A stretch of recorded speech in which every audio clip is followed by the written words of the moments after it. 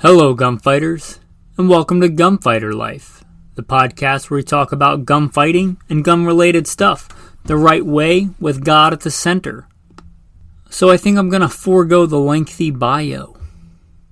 Try to abbreviate it. First and foremost, I am a Christian. That is number one in my life, serving God, following Jesus. Combat veteran, served in the United States Marine Corps and the Army. Also, law enforcement veteran, private contractor, state rifle and pistol champion. Professional big game hunter and guide. If you feel called to support, check out Patreon. There should be a link in the show notes. With that, I am your host, Michael Milito, and I am blessed to serve you today. So, when to not choose 9mm? Some people might think 9mm is the best round, period. I would disagree with that. I would say the 9mm is the best all-around defensive handgun round. I came to this conclusion on my own long ago before it was the consensus. Back when everybody thought you needed a 40 or a 45 when I was in law enforcement. I've gone over that story before. I probably won't rehash it here. And I think it is the best, most well-balanced centerfire defensive handgun cartridge, period. But it's not, I would concede, always the best. It's not the best for everything. It's not. There are several circumstances, situations, philosophies in which I would argue, and I will argue with you here, be circumspect men and reason with me, that it's not the best choice. The first and most obvious one is it's not what you have, and you don't have the resources to dedicate to a whole new platform. Like you know somebody that's stuck in the 90s rocking a fanny pack and a rat tail, much like I did back in the 90s.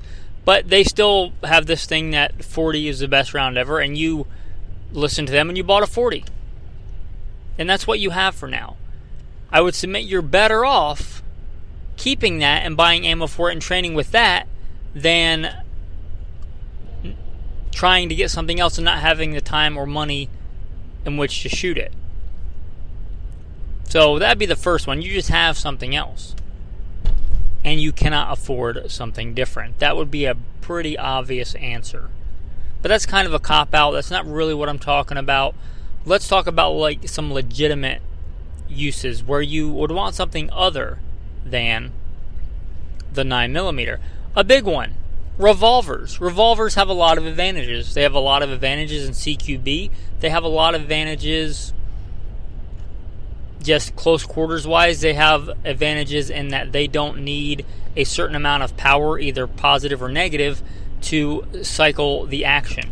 Meaning you do it with your body mechanics. You pulling the trigger puts a new round in the chamber, lines it up, so that you can shoot really mild rounds and really hot rounds. And that might appeal to you. If it's your one handgun, you may decide, and I would submit 357 Magnum would be a great choice for that. It is sufficient for hunting medium game. Yes, I speak from personal experience. The 357 38 Special platform is plenty for that. Marksmanship being paramount and shot placement, as with all things, but especially on a marginal size round. But good bullet construction, good shot placement, 357 Magnum on medium and even large game will get it done. It's great for that. It's also, nobody would argue, a poor defensive round. It's a great defensive round. Also, you can shoot 38 specials. Yes, there are revolvers chambered in 9mm, but you get into all kinds of worlds where you have to use moon clips or the chambers are cut and maybe it's not the best at extraction. Right? I would argue if you're going with a dedicated revolver, you may as well go with a dedicated revolver round. And if you're looking for a good crossover, I think there's a real good case to be made for the 357 38 Special. You can shoot really mild 38 Specials for training, for accuracy, for maybe taking smaller game. And you can load it up for really good hot defensive rounds, for hunting rounds. That's a good reason why you might want a caliber other than 9mm. They do make bird shot rounds, snake shot rounds for the 9mm, reliably cycle those. So if you wanted, you're going hiking in, southwest Texas, and rattlesnakes are a big concern, or the deserts of Nevada, where people are still a concern and a threat, but also rattlesnakes are not a trivial thing. I have had some close encounters with rattlesnakes, and pretty, let's say, puckering encounters with rattlesnakes out west. That's a real thing. And you can pretty seamlessly, if you train with it, go and have a cylinder loaded with 1, maybe 2 snake shot, bird shot, whatever you want to call it, small game loads, and also have cylinders with full power 357s or 38 specials, or have the extra ammo on you. So there's a good case right there for something other than 9mm. Let's talk about another one. We think of these as handgun rounds. What about carbines? We mentioned a 38 special 357, also great in a carbine. But if we're talking about loads or rounds in the semi-automatic guys, I just went over the 40 Smith & Wesson. I'm not a big fan of it in handguns almost any of the time, but look at the ballistics on 40 Smith & Wesson in a carbine. Look at that compared to 10mm out of a handgun. Now 10mm is getting into that realm like the 357, where it's a great all-around round. It's a great all-around choice cartridge for defense against things maybe larger than humans, or for hunting. And when you put a 40 Smith & Wesson in a carbine, look at the ballistics on that versus the ballistics on 10mm out of a handgun, and you might be pleasantly surprised. So maybe you want a PCC and you want a good do-it-all round. That would be a case for something other than 9mm. You do gain some velocity putting 9mm in a carbine for sure, but you step up quite a bit in power when you move up to 40 Smith & Wesson in a pistol caliber carbine. And unlike the handgun, you have a lot more mass in dealing with that carbine. So recoil, while I would argue it's not worth the trade-off almost ever in a handgun, it might be negligible difference in a carbine because you're dealing with such a bigger platform and more points of contact. So that is another arena where you may look at something other than 9mm. Moving on to another one, we touched on 10mm. Let's go back there. I think if you're going to step up and you want something bigger and you want to stick with a semi-auto for bear defense, for something like that, I really think that stepping up to the 10mm is the way to go, as opposed to stepping up to the 40 Smith & Wesson, unless you hand load. If you hand load, you can. There are some powders, long shot, I'll mention. If you're a reloader, I used to have a go-to load I would load for hunting for the 40 Smith & Wesson with long shot. That was very impressive. But aside from that, if you're talking factory ammo and you want to step up to a good defensive cartridge for things other than humans, or not just natural beasts, but mechanical beasts, you want a good vehicle gun to penetrate car doors, stop vehicle rammings. A full-size fighting handgun like that, you want to make that your carry. Stepping up to the 10mm really has some big advantages. It is not a trivial amount of additional energy, mass, and velocity. It is quite a big step up. So if you're looking at, you want more power, right? You want to supercharge that carry gun. You want it for bear defense or hunting of bear, or you want it for protection from sheet metal beasts, vehicles, vehicle rammings, things like that are a real thing. Road rage incidents, whether your fault or not, that turn into gun incidents. I've had one of those. Those can be they can escalate quickly. So having something that you might have to shoot through your car, that's a real thing. Like, that's part of training. We would get shooting windshields and things like that. Shooting through car doors in different tactical applications that I've been a part of. That's a real thing that happens in the real world. So being able to shoot through your car, somebody trying to kill you on the other side of your car, or shooting into somebody else's car that's trying to kill you, that's a real tactical application. So for something like that, stepping up to 10 millimeter, I'd say that is a real viable option. So you may want to look at that, stepping up to the 10 millimeter. That's a good case for why you might want something other than 9 millimeter. Let's talk about, we talked mostly so far, I guess not with the birdshot and things, but mostly about stepping up in power. What about when you want to step down? You step down in gun platforms, and for any given amount of power, you get more recoil. This is a reality, pretty much. You can't cheat physics. For every action, there's an equal and opposite reaction. When you fire a firearm, that recoil is going to go into a couple of places. It's going to get absorbed into the gun, the workings of the gun, the mass of the gun, and into your hands and your body. The less gun there is to absorb that recoil, the more is going into you. And especially if we're talking about like carry guns, you get to a point of diminishing returns. And there may be a time when you want a smaller and smaller gun because of non-permissive environment, deep concealed carry, whatever the case may be. You may get to that tipping point. And that tipping point for me is if when I shoot that weapon, I have to readjust my grip every time I fire it, I greatly reduce my rate of fire. And you can argue the 9mm is better ballistics than a smaller caliber, but if I have to adjust my grip every time I fire it, to me I've reached a point of diminishing return, in which case I might want to take a step back in calibers. I might want to step down to the 380 if it's a very similar size platform, because it's maybe going to allow me to get fast, accurate hits on target consecutively. And to me, that's more important than the small step down in power. That being said, I don't own any 380s, but I could see where that would be a viable option.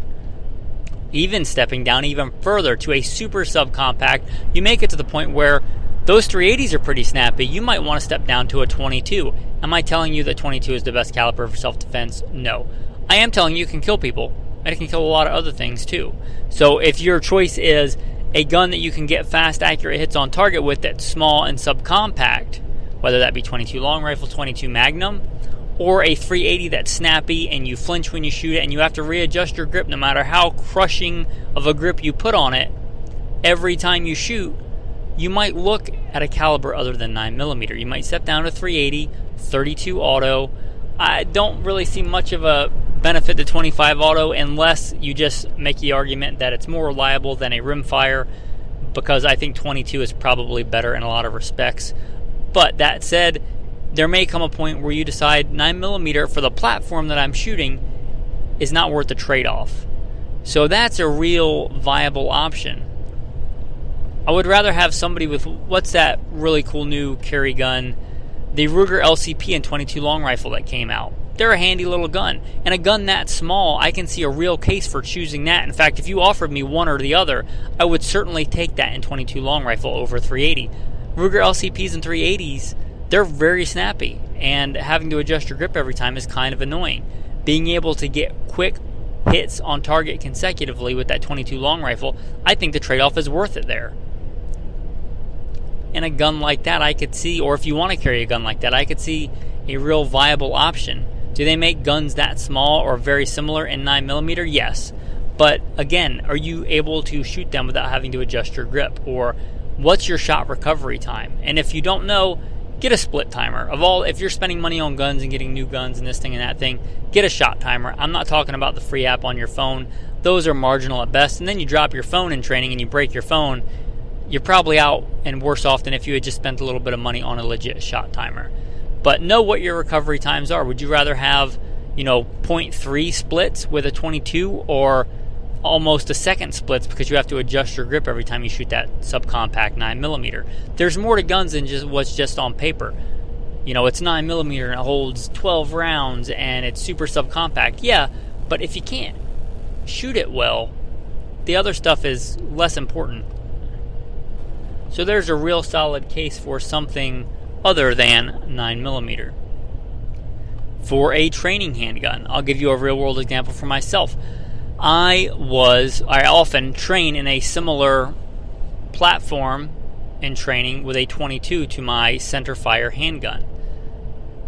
When I decided I wanted to, instead of just writing optics off, because for years, I'll admit I was wrong. I wrote optics off, and I think in the beginning I was probably right. I don't think they were rugged and robust enough to be considered for a defensive carry gun, but they got into that realm long before I accepted them. I was kind of a troglodyte in that arena, but I thought, instead of me just writing these off, I'm actually going to run them. And for me running them for a while, I decided first to run them on a 22 to see if it was something I wanted to dedicate to. And I did that. And I got one that was a good training analogy to like a 22 with similar ergos to a 1911, which was my go-to carry gun at the time, or one of my go-to carry guns at the time. And I was familiar with the platform, so if I'm going to try running, I could try very easily doing a lot of training with the 22 with and without a red dot. And I did that, and long story short, I decided, yes, optics, there is a real advantage there, enough that I would consider switching to them, and I have. But putting all those rounds through it, I could have spent thousands of dollars doing that with centerfire 9mm. But I could also, if I'm trying to get the feel and the draw and everything down with a 22, I can save a lot of money doing that if I'm trying to get used to a red dot.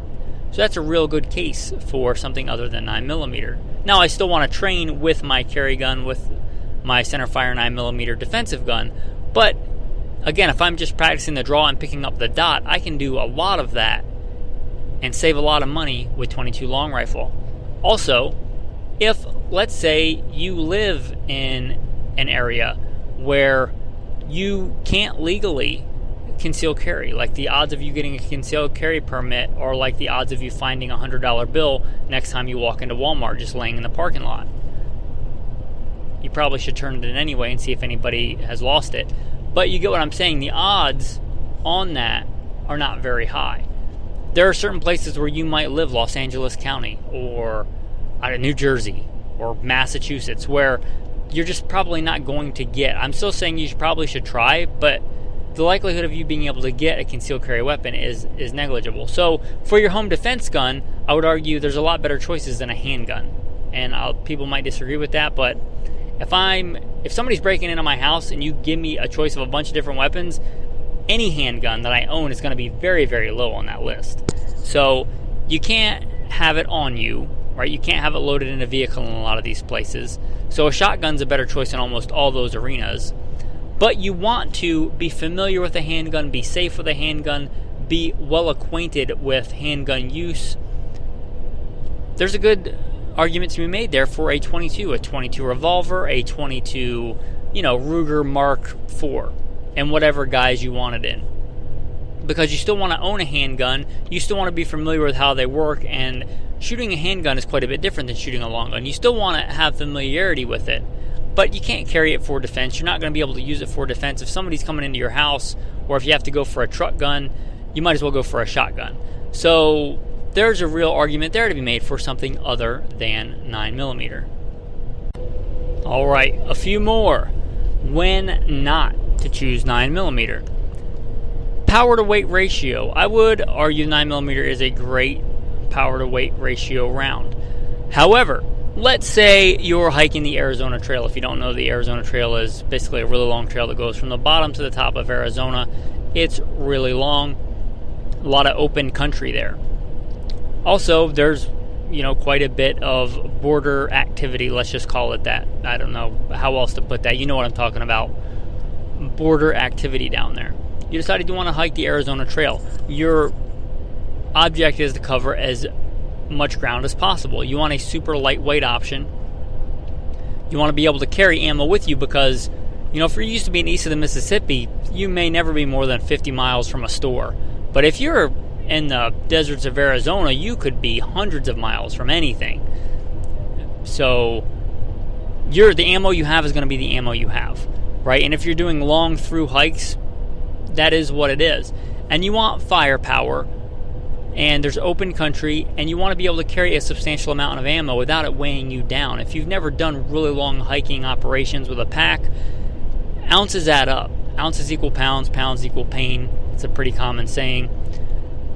For this application, you could make a real solid choice for 5.7. And I think I'm going to do a whole other episode, God willing, on 5.7 philosophy.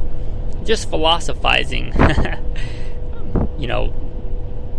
being circumspect and considering the usefulness of 5.7. But here, in this, where you're doing a long through hike in open country, coyotes are a thing, jaguars are even a thing in Arizona if you didn't know, and people behaving badly are often your biggest threat. And you want to have a gun, you want to have it for defense, you want to carry a substantial amount of ammo, but you don't want it to weigh a lot. You get a lot more benefit power to weight ratio going to 5.7 over 9mm. You got, let's just go with the classic FN 5.7 pistol. It holds 21 rounds of 5.7 ammo. It weighs very little. It's a full-size fighting handgun. It's a military handgun. It doesn't weigh a lot. It's got a pretty flat trajectory. You can hold a lot of ammo, and it doesn't weigh a lot. And you could throw an extra 50, 100 rounds in your pack, and it's going to weigh something. But it's not going to weigh anywhere near as much as 2 boxes of 9mm. If you're talking about carrying your food, your tent, your sleep system, your water filter, your extra pair of footwear and socks, and whatever else you're going to have, all the other things, there's only so much allotted, and those ounces can add up. So for a scenario like this, or for long distance mountain biking, things like that, where you want to carry a substantial amount of ammo that's reasonably good for defense, and you don't want to carry a lot of extra weight, I can see a real good solid case for choosing something in 5.7 over 9mm. Also, I'll throw out this, let's go full apocalyptic here. Let's go full end of the world as we know it. The peanut butter and chocolate has hit the fan. A lot of people's go, not mine, but to be fair, but a lot of people's go-to apocalyptic choice is the 22 long rifle. They'll say that it's the best for carrying vast amounts of ammo, and you can kill an elephant with it, and it's so good at all these different things. And I love 22. I love shooting 22. I love training with 22. I love hunting with 22. It wouldn't be my first choice. However, a lot of people would have it as their first choice. And I'm not really comparing, I mentioned like the PCCs, but I'm not comparing like 9mm to 30-06. You get to a point of ridiculousness in that. But a lot of people would choose the 22, like Ruger 1022 takedown would be a choice for this, like the Henry AR-7 survival rifle. You could carry, if you had to just head out in the bush, in the woods, the wilderness, and you may never come back. You're carrying all the ammo you can. You could easily carry 1,000 rounds of 22. It's hard to carry 1,000 rounds of a lot of other ammo with all the other stuff you might have to carry. And that's why they'll tout the 22 as the best choice. Well, if you're carrying a 22 long rifle, in 22 long rifle, like a long gun, a Ruger 1022, an AR-7, pick your flavor, Marlin 60, it makes sense then to commonality of ammo have a revolver or a semi-automatic in 22 long rifle as well. A Ruger Mark IV, a Smith & Wesson, I think is 617 is their 22 long rifle designation revolver. I could see a real solid choice there as to why you might choose something other than 9mm. You're already carrying 22. You already have a long gun in 22. That's your go-to ammo. Stick with it for your sidearm. I can see a real solid case for that. Likewise, going back to the 357, we talked about that. Somebody may choose 357 for a lot of the reasons we stated that we aforementioned in the beginning of the podcast. They may decide they want a PCC, old school lever action, and 357 Magnum. Wouldn't be a bad choice. And they just want commonality of ammo. So they're going to have their revolver, GP 100, Colt Python, whatever, in the same ammo. So they just have to worry about ammo that'll work in both guns. That's it. Simplicity of supply chain logistics. That's a real solid case for something other than 9mm. And let's go to another one. 45 ACP. I like 45. I like 1911s. I got nothing against them. I would argue that 9mm makes a lot of sense, and there's nothing heretical about a 1911 platform and 22 long rifle. My go-to duty gun for a long time when I got the, let's say, the ability, the mastery of handguns to take advantage of it, The STI, now Staccato, 2011s. I'm blessed to own 2 of them. They were my go-to, both competition gun and my go-to duty gun. I trusted other people's lives, the lives of the men on the team, and my own life to those platforms. There's nothing wrong with them in 9mm. But I could see a real solid case for why somebody, if they just were married to the 1911 platform, to go with 45 ACP. It is the caliber that gun was designed for. It works fine in 9mm, but you have a lot of free space in there. That magazine, the magazine well, all those things were designed for a cartridge the length of 45 ACP. So with that cartridge, with all those years being designed for 45 ACP, I could see a real legit argument for keeping it in 45 ACP. If you love the 1911, you love the trigger, you compete with the 1911, you're going to carry one for defense. Really, there's a really good solid case to be made because all the engineering, all the development for all those years up until recently where they became popular in 9mm has gone into that gun in a 45. And if you're carrying a gun that big anyway, that was, and let's say it's a single stack, yeah, there's a big advantage to carrying, a double stack STI with 26 rounds in capacity. But if you're talking 10 rounds of 9mm versus 8 rounds of 45, which would be common in a single stack 1911, I'd argue that difference is negligible. Why not go with the round that gun was designed for? 45 ACP. 9mm is a great defensive round, but that doesn't make 45 ACP a bad round. Especially if you, for some reason, you wanted more power, or you just wanted more penetration, or you were stuck using ball ammo for whatever reason.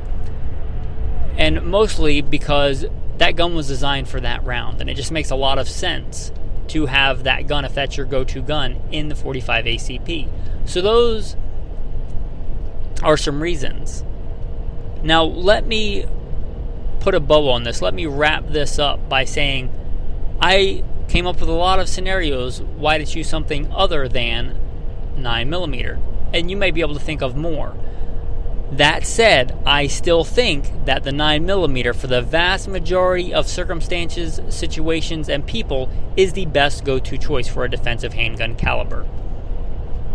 Period. Not always the best, but in generalities, in general, it's a better choice. It's the best choice. It makes the most sense for the broadest spectrum of circumstances and people. 9mm is an awesome round. So that's pretty much it on that. I'll wrap this up, God willing, with some tactical tip and verse of the day. Whatever your defensive handgun caliber of choice is, except for maybe 22, probably just throw these rounds away instead of doing what I'm going to tell you to do. But round setback is a thing. Round setback, if you don't know, if you chamber a round over and over, you can literally push that bullet back in the case. There is some problems with this, maybe to do with reliability and feeding, but mostly to do with pressure.